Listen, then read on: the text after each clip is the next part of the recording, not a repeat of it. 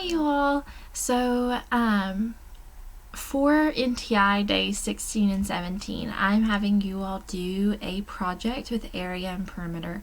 And the end goal is that at the end of this week, we're going to take a little quiz over area and perimeter and then move on from that unit. Okay, so I wanted you all to get creative with what you've learned over the past week and a half, because area and perimeter does have a lot of applications in the real world, and one of those that I've mentioned in a previous video is blueprints. So whenever we create blueprints for buildings, or I talked about whenever we have to buy flooring for a room, so if you're buying carpet or tile or hardwood or whatever, you're interested in the area of the room. Whereas if you're buying baseboard, you're interested in the perimeter of the room, because area is taking up that whole space and perimeter is just taking up the outside. So anyways, I'm going to walk through, I'm going to show you how I'm going to make my example for you all to follow along with, and hopefully it will help you maybe with some technology tips and how to make things easier for yourself in Google Slides. Okay, so here, slide 1, and remember to follow along, with these directions for this dream home project, okay, because I want you all to be able to, you're going to create your dream home, and what, in your wildest dreams, what would your future house look like after you've graduated high school and everything. So follow along with these directions. I have broken it down slide by slide. So you can see here, slide 1's instructions. So yeah, when I look at slide 1, I'm looking at these instructions, these directions. I've got them linked here. I'll have this video linked here. And I'll have my example here. And then you can always contact me if you're not sure of what to do. Okay, so let's get started on this project. So if I look at the directions, slide 2, I have to search on Google or Pinterest for a picture of my dream house, and I want to paste it on that slide. So I go to slide 2, a picture of my dream home. I'm actually just going to go here to insert. I'm going to go to image. If you find one on the computer, you can save it and upload it. I'm going to just search the web, and it'll pull up. I'm going to move this over here actually. It'll pull up this little Google slide or Google tab, and dream house. And I've always wanted a wraparound porch. So I just know, make my search a little more specific. I'm gonna look here. Oh, I'm not finding much that I like. So let me just erase this. So dream house. Ooh, these are nice. Let's see.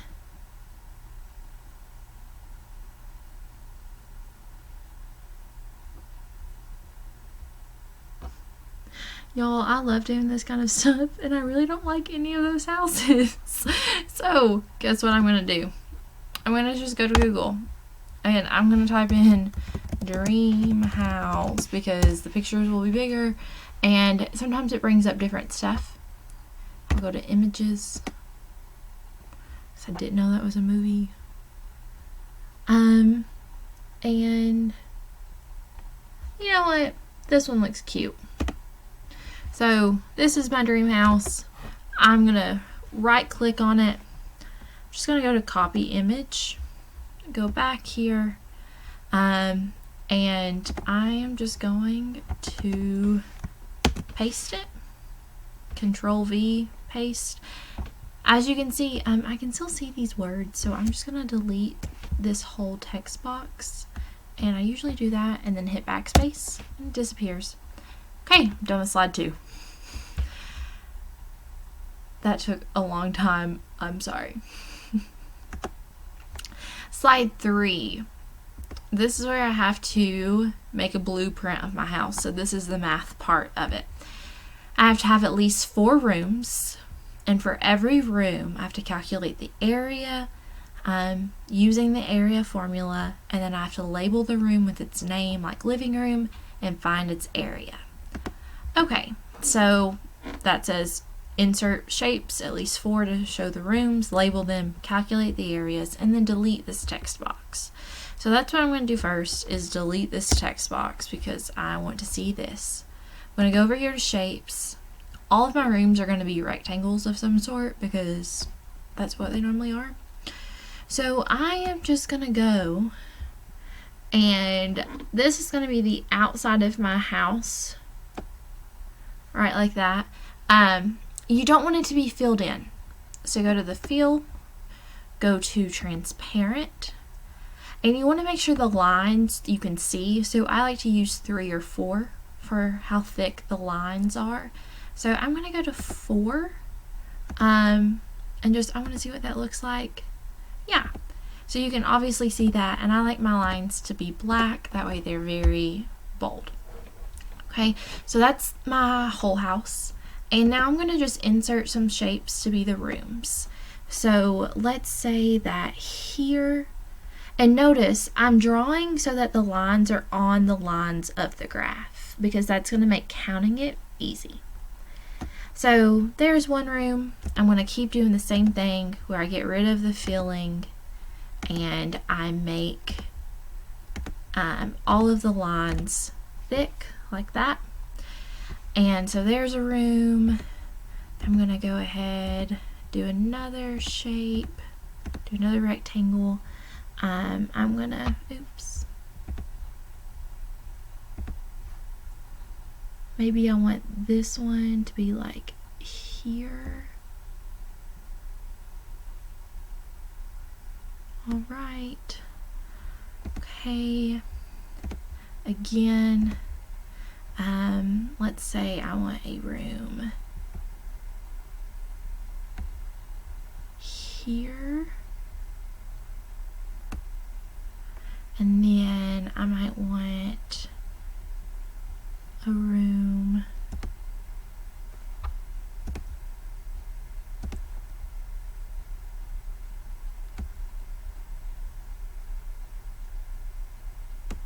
there. And I'm gonna make that a little longer to match up.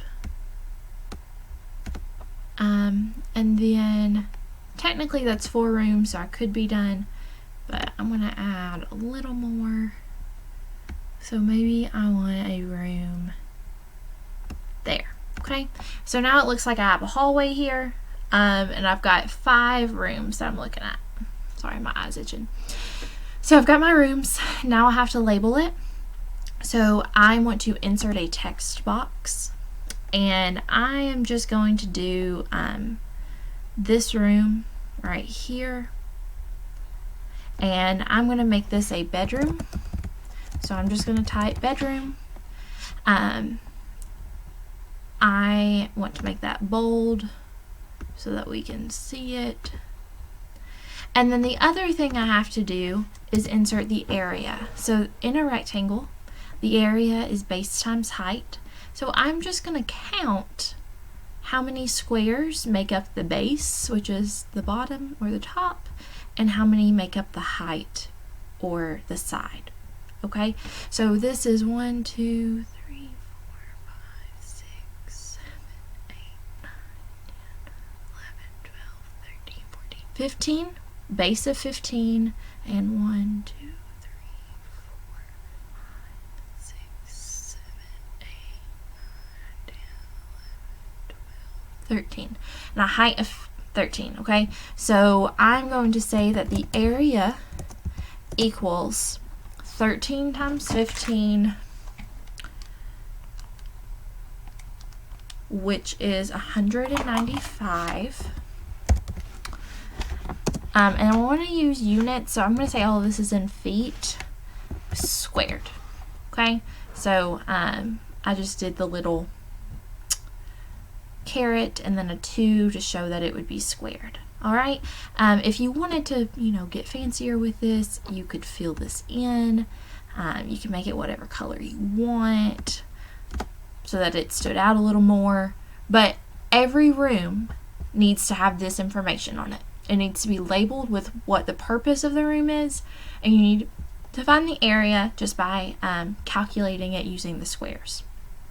All right, and if I counted all the squares in this square, or in this rectangle, there would be 195 of them. That's what area means. So that would be slide 3.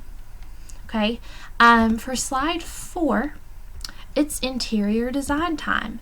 So I'm going to decorate, and I want to upload at least 5 pictures that represent my style and how I would decorate my home.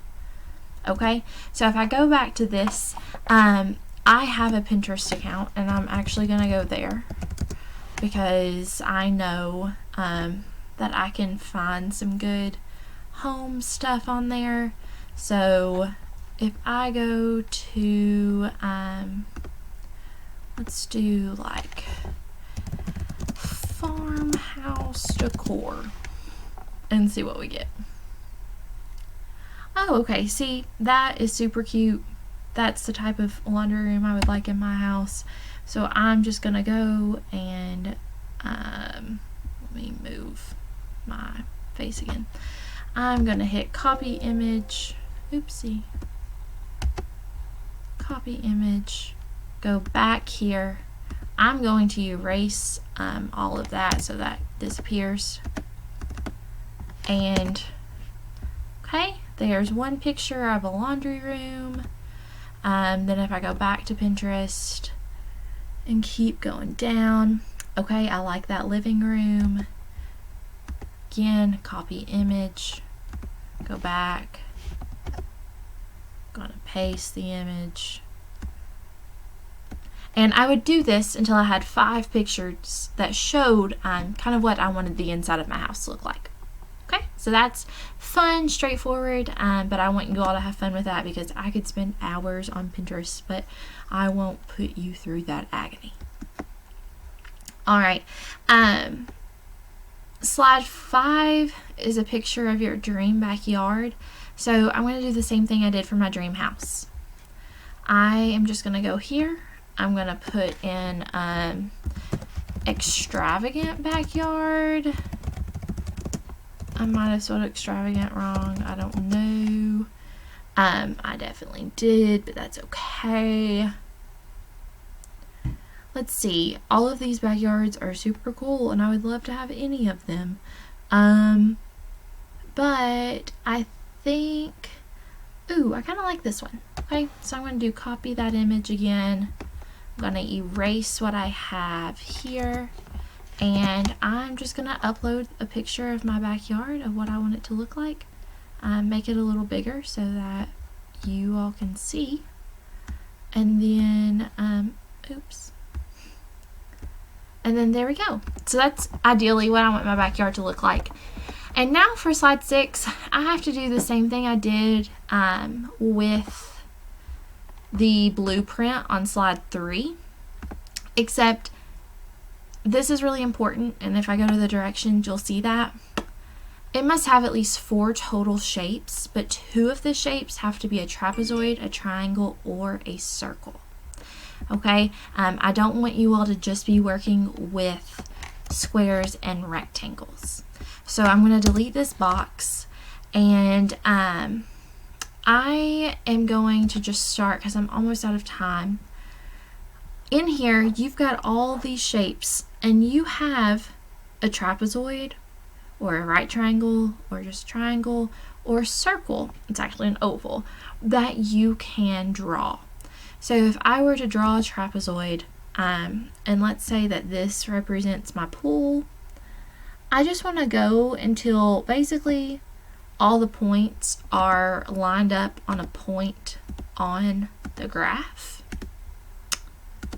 like this. Okay, oops, and I want that to be transparent.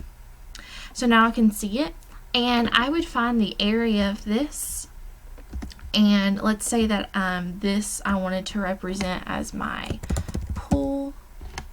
So I would go ahead and do that, and I would find the area, upload it, type it in, and that would be that. And I'd have to do something